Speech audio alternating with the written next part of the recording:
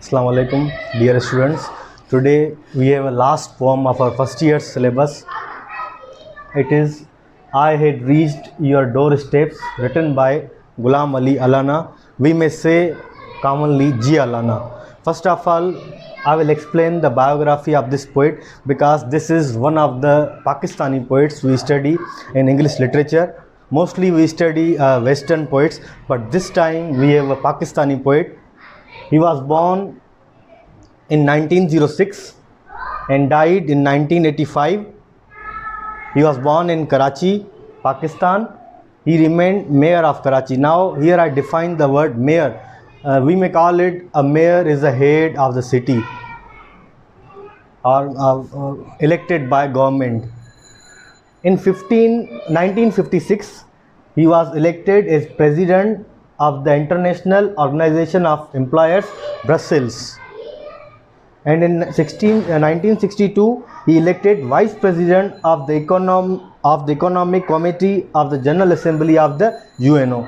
You have studied about UNO in chapter number 3 in our book of prose. You know about what is General Assembly, what is Security Council, what are duties of secretaries. And the last one, he remained chairman of the United Nations Commission on Human Rights for the year 1975 to 1976. Human rights, you know what are the basic rights of human. Now I am going to teach you the lines of this poem, but before this I will tell you what is the main message of this poem, why Ghulam Ali Allana has written this poem. There are two questions which I will tell you verbally. The first one is how do we connect to our Allah and what is the right path to follow. Are you getting? Okay, now let's begin with the text. I lost the scroll of instructions you gave to guide me to the door of your house. Now in the first two lines there is a word, a main word, scroll. Scroll means a piece of paper, or you may say this is paper, script, manuscript.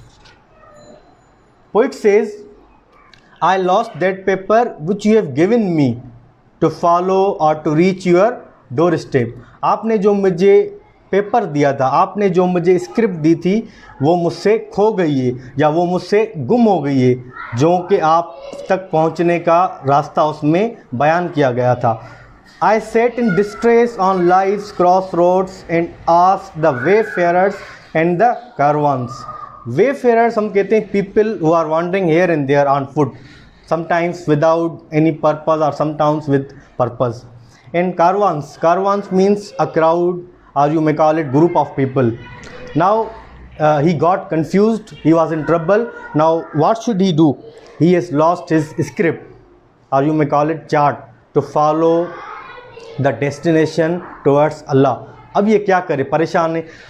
रास्ते में there were few people. He started to ask them and asked the wayfarers and caravans to show me the way to my destination. इसने पूछना शुरू किया कि कौन सा सही रास्ता है जो मुझे अल्लाह के घर तक या अल्लाह के नज़दीक पहुंचाएगा. Some said the way was long and tortuous. You had said it is short and delectable. Delectable means comfortable. अब you may hear it, many mouths many talks. जितने मुंह उतनी बातें. अब कुछ बंदों ने कहा कि the way was long, रास्ता तो बहुत तवील है, लंबा है, and tortuous, तकलीफ़दा है. मतलब उसको डिमोटिवेट कर दिया कि मतलब ये कभी भी नहीं पहुंच सकता अल्लाह के करीब. उसी वक्त फिर पोइट क्या करता है? He started to address to God. आपने तो कहा था कि रास्ता बहुत छोटा और आरामदायक, कंफर्टेबल है, एवरीबडी कैन रीच. फिर आगे गया वो. Others opined is a verb which means having opinions. Other opined it was narrow, winding and uphill. These are three adjectives. Try to understand. Narrow, winding and uphill. फिर दूसरे बंदों ने अपना मशवरा दिया कि रास्ता बहुत तंग, बल खाता हुआ, वाइंडिंग ऐसे कहते हैं हम, वाइंडिंग, बल खाता हुआ और अपहिल, पहाड़ी वाला है, सीधा नहीं है. This is not straight and comfortable, this is not smooth, this is rough, zigzag. Zigzag भी हम कह सकते हैं ऐसे. अब दूसरे बंदों ने आगे क्या कहा, others ओपाइंड it was narrow, winding and uphill. अब वो और परेशान हो गया. यू हैड सेड, फिर उसने खुदा को एड्रेस किया, you had said it is straight and universal. आपने तो कहा था ये बहुत सीधा साधा, सिंपल और यूनिवर्सल है, सबके लिए सेम है. दे शाउटेड, फिर दूसरे बंदे उसको मिले, religious people. They shouted it is the dream of bigoted fanatics. ये मज़हब परस्ती लोगों का ख्वाब है कि हम अल्लाह तक पहुंच सकते हैं, कोई भी नहीं पहुंच सकता. This is the view of religious people, clergy man और सेंट्स. बिगोटेड की मीनिंग है ब्लाइंडली अटैच, जो हमारे ओपिनियंस होते हैं, जो एक्सट्रीमिस्ट होते हैं लोग, और फनेटिक्स जो रिलीजियस मैटर्स के हवाले से जो अपने अपने व्यूज़ रखते हैं. May be these are based on fact और not. And then in the last session the what happened, you had said it is the ultimate reality. फिर वो खुदा को एड्रेस करता है, आपने तो कहा था कि ये हकीकत है, कायनाती हकीकत है. In a world that is worth but a moment, इस दुनिया में जो कि अहम है पर कुछ वक्त के लिए, कुछ लम्हे के लिए. Now here I add my view point. See now why Allah has created us.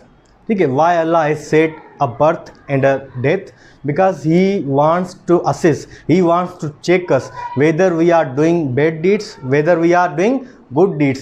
So this world is important but not everything. Try to remember this phrase, this world is important but not everything. Then you came and handed me the chart. अभी अल्लाह को उस पर तरस आ गया, because God is merciful. And I found I was sitting at the very gate. अल्लाह ने उसको कहीं से वो स्क्रिप्ट दे दी जो उसने लॉस्ट कर दी थी, और उसने उस स्क्रिप्ट में देखा कि मैं तो बहुत आपके करीब हूँ.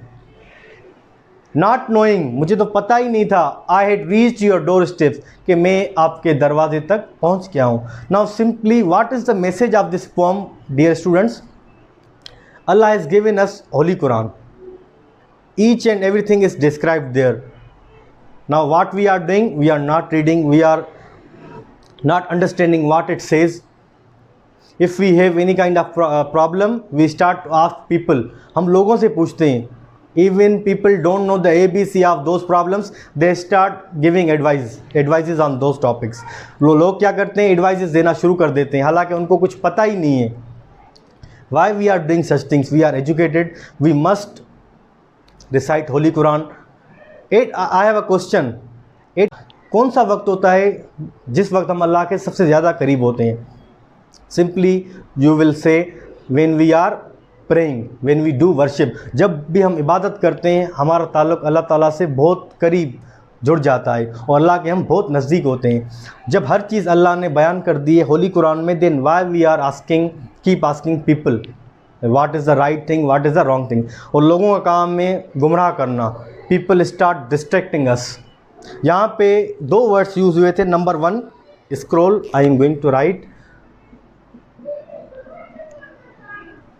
और दूसरा लास्ट सेशन में हुआ था chart.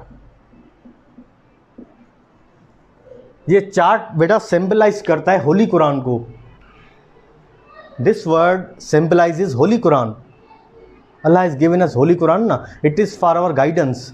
We should read it, we should understand it. It says ना, अल्लज़ी खलक़ल मौत वल हयात लियब्लुकुम अय्युकुम अहसनु अमला. हमने मौत और हयात को इसलिए पैदा किया क्योंकि हम इंसान को परखना चाहते हैं. How many are doing good deeds and how many are doing bad deeds. The central idea of this poem I will explain in 2 lines. Allah is not far from any person. Allah हमसे दूर नहीं है, वो हर चीज़ जानता है. वो ये भी जानता है what we will think after 1 minute, 1 minute के बाद हम क्या सोचेंगे उनको ये भी इल्म है. So we should be positive, we should help each other. And the next point is we should not follow blindly others. Now here I say blindly others, इसका मतलब ये नहीं है कि आप अपने पेरेंट्स को फॉलो नहीं करें, अपने रिलेटिव्स को फॉलो नहीं करें, अपने सिबलिंग्स को फॉलो नहीं करें. नहीं, you must, because they always give us advice for good deeds, not for bad deeds. कहने का मकसद ये है, you must have knowledge for those things. आप कोई भी काम करना चाहते हो, you must take suggestions, advice, but do it what is right, don't do it what is wrong, because the central idea of this of this poem is Allah is very near to us.